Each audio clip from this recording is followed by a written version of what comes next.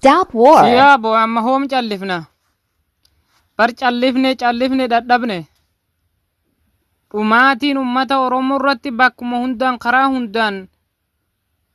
كراهم نورانا كيساتينس كرا إفاتينس كرا شاني جامونس akka hawaasatti dhumaatiin ummata Oromoo irratti geggeeffamuu jiru haa dhaabbatu.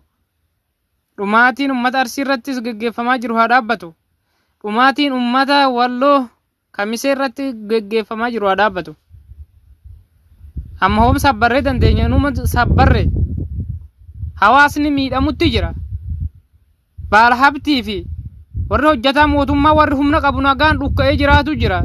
Biiraa dhugaa xibsi nyaataa jimaa guyyutti kumaan qamaati. Itoophiyaa keessatti waan amma deemu jiru maali? Isa gizee miskiina ture san miskiinummaa isaati wajjin qabanii ajjeesuu, lafarraa dhabamsiisuu, lafarraa buqqisuu, mana gubuu, ilmaan isaati waraanatti naqanii jalaa fixuu, isa manatti hafe immoo jaarsa ilmaan guddifatu.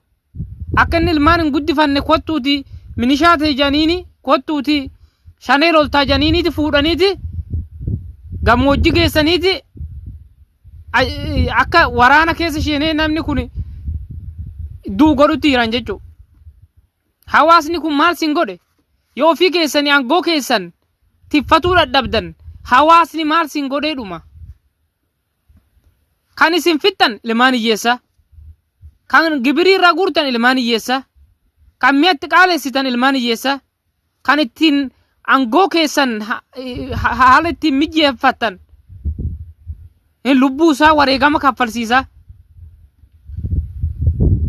Siniifan hima gabaree waraana waa'ee waraanaan bi'enne nama miskiina qonna qotee ilmaan isaa guddifatu si otoo amma ilmaan Suudii biyya Arabaa keessa ilmaan qabaatuu dhabee bar namni buqqa'e bara oduu jireenya jiraatu dadhabeera bar namni keessaa Walloo Kamisee keessatti oli faannoon nu lola.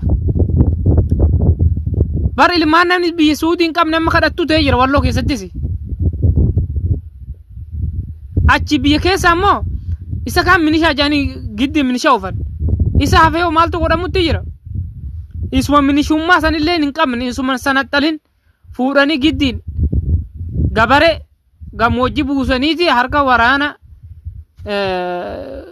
mootummaan buqqise juutti geessanii ajjeechisiisuu jiran jechuudha. Ilmaan irraa akka duugodutti jiran. Amma hoomi wanni kun kan gaggeeffamu aboo ofii keessanii dhaqaa ofirraa lola. Aangoo keessan akka isin tiffamuuf jecha gabaree saaratti geessitanii hin ajjeechisiisu.